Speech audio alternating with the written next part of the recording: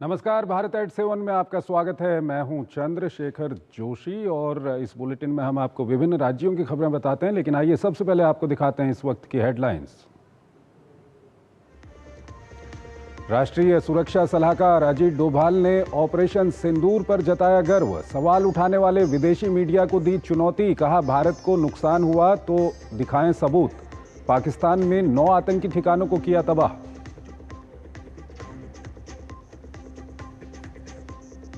एक राष्ट्र एक चुनाव पर विचार के लिए गठित संसद की संयुक्त समिति की हुई महत्वपूर्ण बैठक।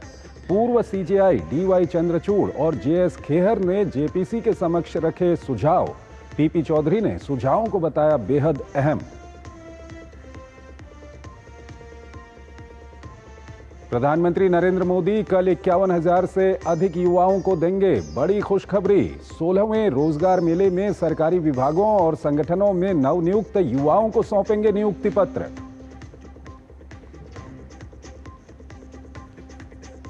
और महाराष्ट्र में जबरन या प्रलोभन से धर्मांतरण के खिलाफ कड़ा कानून जल्द। मुख्यमंत्री देवेंद्र फडणवीस ने कहा, धार्मिक स्वतंत्रता की रक्षा करते हुए जबरदस्ती या लालच के माध्यम से धर्मांतरण पर रोक लगाने के लिए किए जाएंगे उपाय।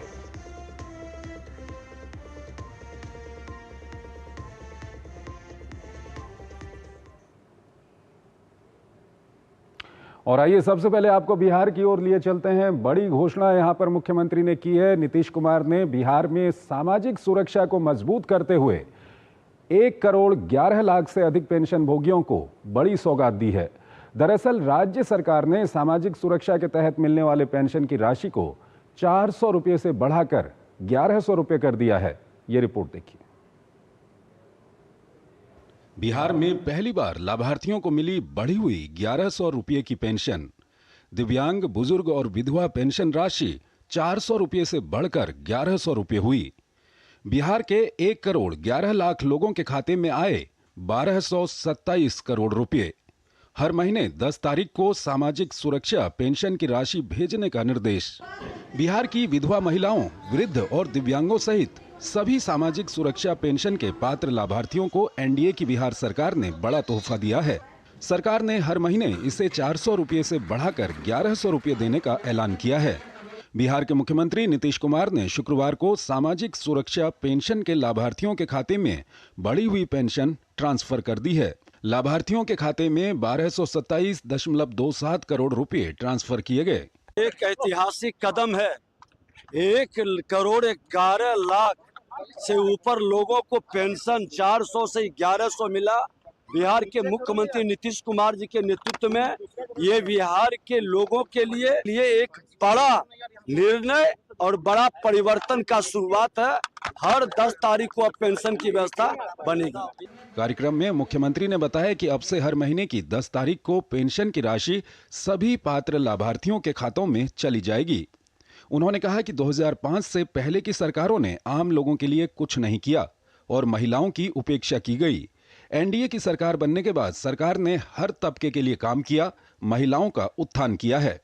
बड़ा योजना है और जिस तरह पेंशनधारी इंतजार कर रहे थे कि 400 से बढ़े ये राशि, हम लोग भी इस विभाग के मंत्री होने के नाते इंतजार भी कर रहे थे और प्रयास भी कर रहे थे। हम लोग का प्रयास सफल हुआ। माननीय मुख्यमंत्री जी ने 400 से सीधा पेंशन 1100 करने का काम किया है और अभी वर्तमान में 1 करोड़ 10 लाख के लगभग पेंशनधारी है। राज्य सरकार ने जो राशि दी है वो 6 सामाजिक सुरक्षा योजनाओं के लाभुकों को मिलेगी। बढ़ी हुई पेंशन राशि से बुजुर्गों, दिव्यांगों और विधवाओं की आर्थिक स्थिति में सुधार भी होगा। वृद्धा के लिए 1100 रुपये करिए दिया है, 1100 रुपये मिले शुरू भी हो गया है। हमको तो बढ़िया बात किया है, सरकार तो बढ़िया काम कर रहा है हम सबको लिए। पैसा मिला है, बहुत खुशी की बात है। हम लोग मोदी के धन्यवाद करते हैं, मुख्यमंत्री के मेरा तरफ से प्रणाम करते हैं उनको। पहले मिलता था 400, 1100 बिहार सरकार दे दिया। 400 रुपया से अब 1100 रुपया सब विकलांग का सबको पैसा अकाउंट में चला है। बता दें कि जून 2025 में बिहार कैबिनेट ने सामाजिक सुरक्षा पेंशन की राशि को 400 रुपये से बढ़ाकर 1100 रुपये करने का फैसला लिया था।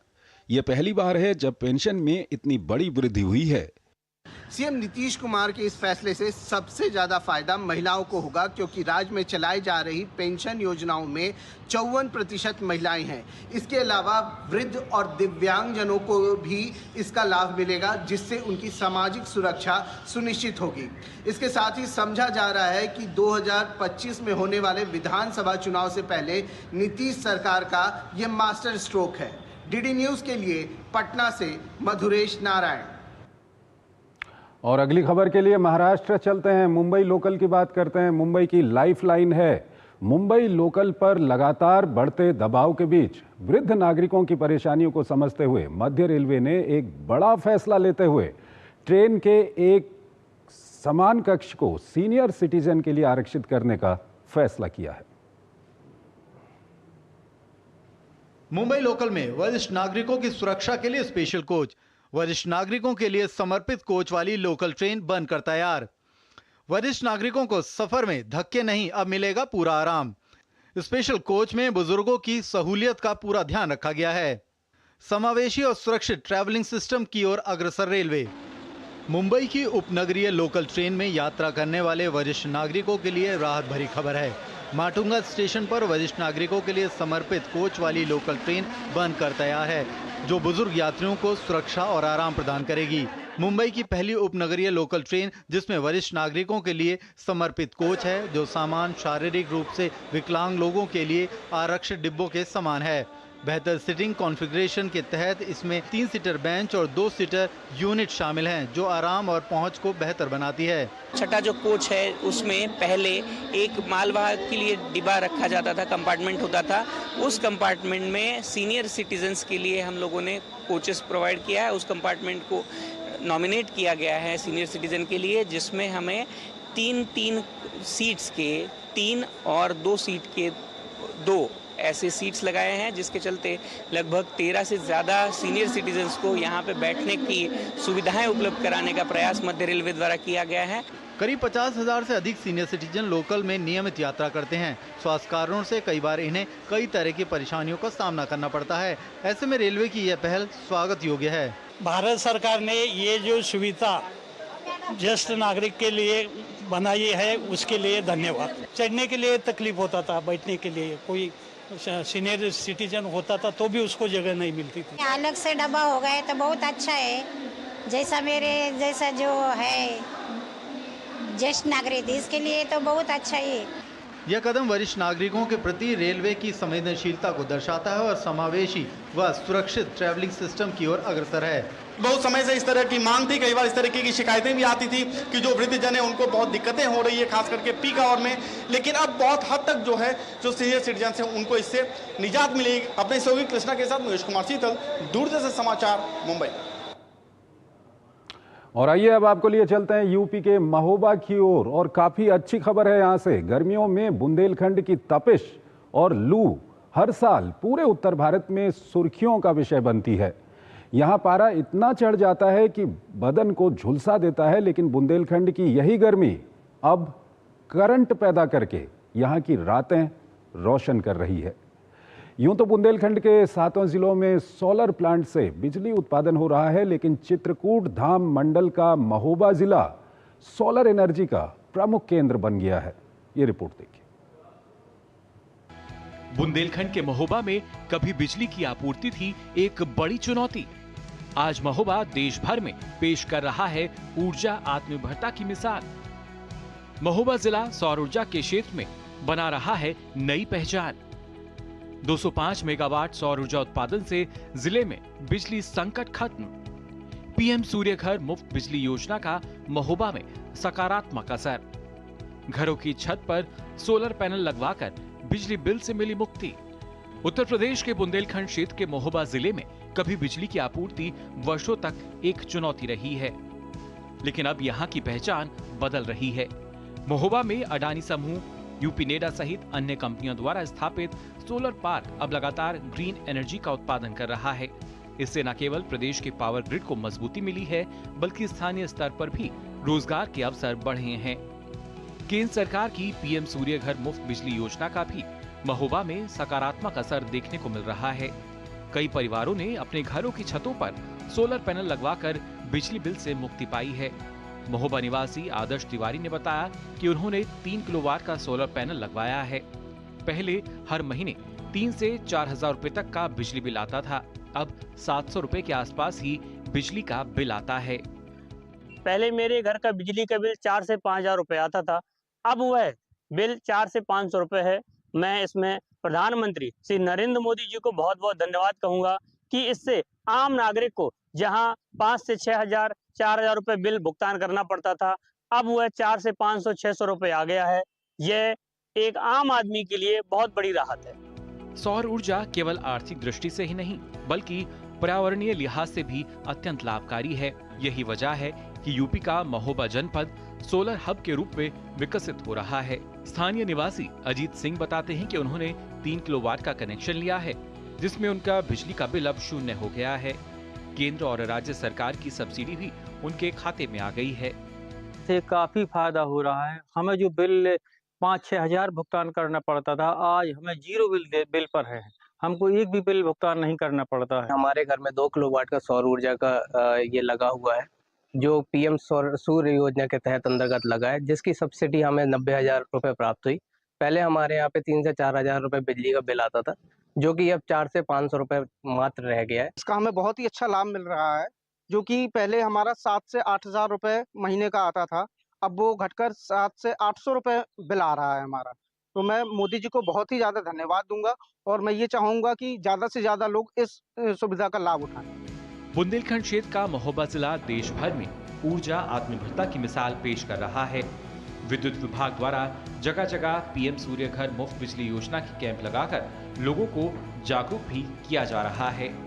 Bureau report, DD news. खबरें अभी और भी हैं, लेकिन पहले एक छोटा सा ब्रेक लेते हैं।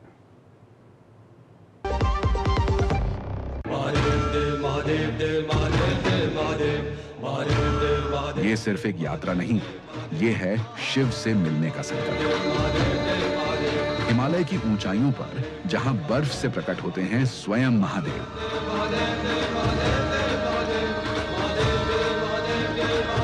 श्री अमरनाथ जी यात्रा 2025, जहां हर सांस में है भक्ति, हर कदम में है शक्ति। सरकार की चाक चौबंद तैयारी, श्रद्धालुओं की अटूट आस्था। तो तैयार हो जाइए बाबा बर्फानी के दरबार चलने के लिए।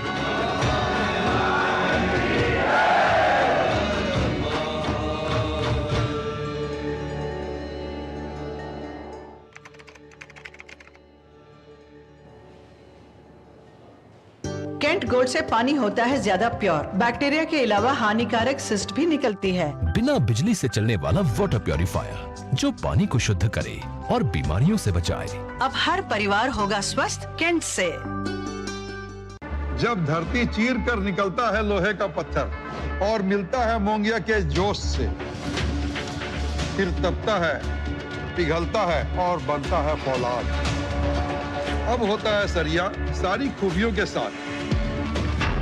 मोंगिया स्टील, मजबूत देश का मजबूत सरिया। सर, बेरी पुलाव ट्राई करो, मस्त है। कैसा है? अरे उसको काहे को बुरता है? टिप्स इग्नोर करने का, अपना दिमाग लगाकर ऑर्डर देने का।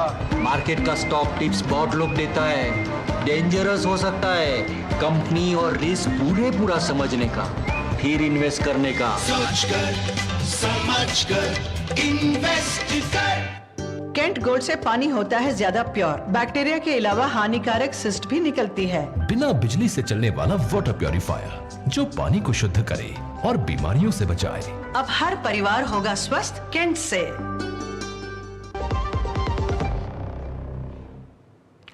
स्वागत है आपका ब्रेक के बाद। आइए आपको राजस्थान की ओर लिए चलते हैं। यहाँ 12वीं की किताब पर विवाद हो गया है। राजस्थान में 11वीं और 12वीं कक्षा की किताबों का मामला गरमाया हुआ है।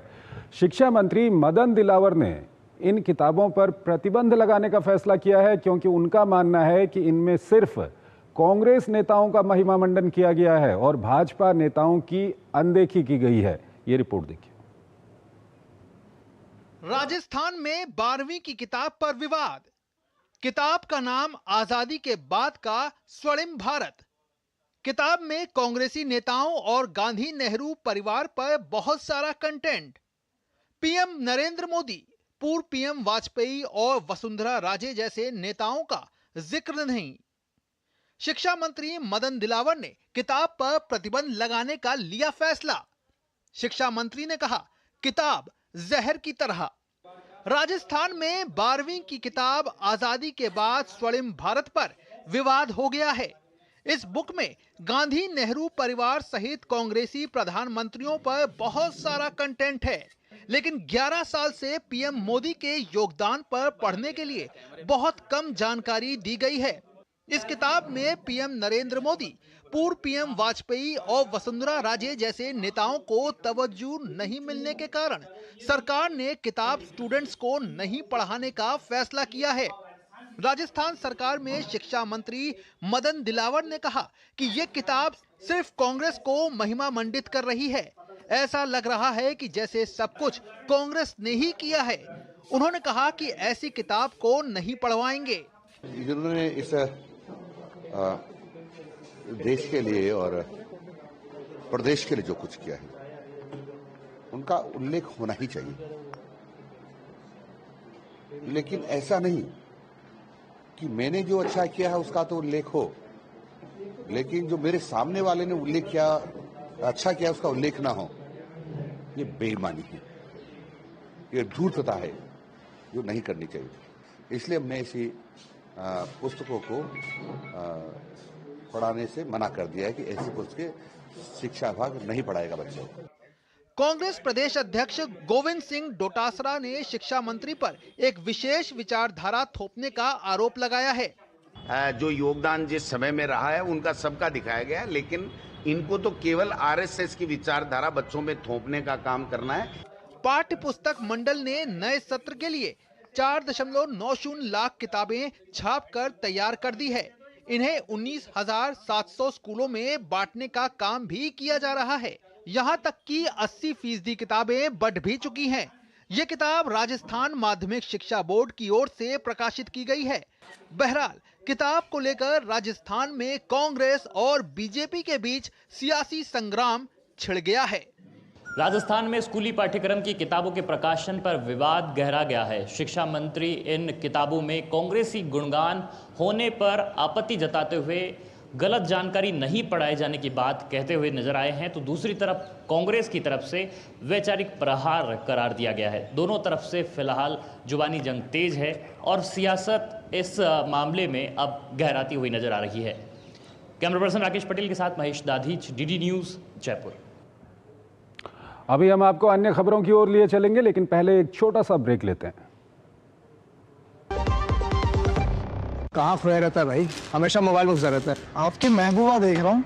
ये सब क्या है भैया? हाँ, क्या बाइक थी यार, पिंच एकदम। हाँ, बाइकर बनने का सपना जो था, फिर ये डुगडुगी गई कहाँ?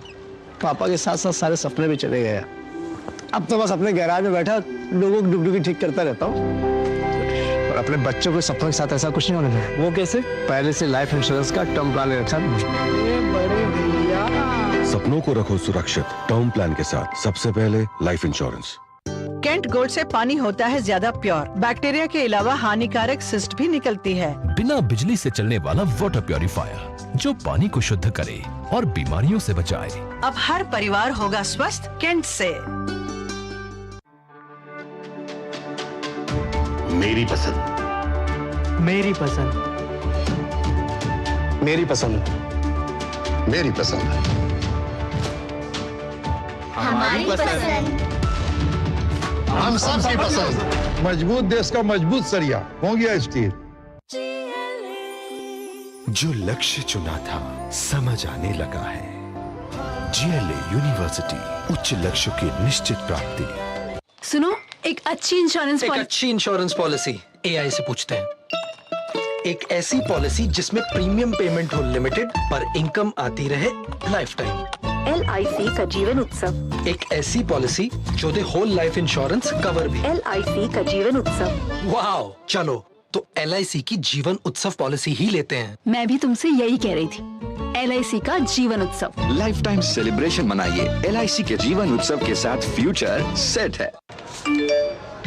कम समय में ज्यादा मुनाफा, बस एक क्लिक में, कमाल है। अनजान लिंक्स पर क्लिक मत कीजिए, RBI कहता है जानकार बनिए, सतर्क रहिए। स्वागत है आपका ब्रेक के बाद। भोलेनाथ के महीने की शुरुआत हो गई है, इसी से जुड़ी खबर आपको बताते हैं। विश्व प्रसिद्ध श्री महाकालेश्वर मंदिर में आज श्रावण माह के पहले दिन शुक्रवार को भगवान महाकाल की भस्म आरती के लिए तड़के सुबह 3 बजे मंदिर के पट खोले गए। इस दौरान बड़ी संख्या में श्रद्धालुओं ने दर्शन किए। देखिए मध्य प्रदेश से ये खास रिपोर्ट। पवित्र सावन का महीना आस्था, भक्ति और तपस्या का प्रतीक। सावन के पहले दिन उज्जैन में उमड़ा शिव भक्तों का जन सैलाब। जय महाकाल के नारों से गूंज उठी उज्जैन नगरी। हर हर महादेव के जयकारों के बीच भक्तों ने भोलेनाथ को चढ़ाया जल। बाबा महाकाल के मंदिर में सावन के पहले दिन की गई विशेष भस्म आरती। वैसे तो पूरे साल ही बड़ी संख्या में श्रद्धालुजन भगवान श्री महाकालेश्वर के दर्शन के लिए आते हैं, लेकिन श्रावण मास में ये आंकड़ा 2 गुना से भी अधिक हो जाता है। शुक्रवार से श्रावण मास की शुरुआत हुई, जिसके चलते रात 12 बजे से श्रद्धालुजन मंदिर पहुंच गए थे। तड़के 3 बजे गर्भगृह के पट खोले गए और भगवान को हरिओम जल चढ़ाया गया। इसके बाद दूध, दही, घी, शहद, फूलों के रस से भगवान महाकाल का पंचामृत अभिषेक हुआ। अभिषेक पूजन के उपरांत भांग और सूखे मेवे से भगवान का आकर्षक श्रृंगार किया गया। भगवान के इस निराकार से साकार रूप को देखने के लिए हजारों भक्त मंदिर में उपस्थित थे। किसी ने इस दृश्य को साक्षात देखा तो किसी ने मंदिर परिसर में लगी हुई LED स्क्रीन पर।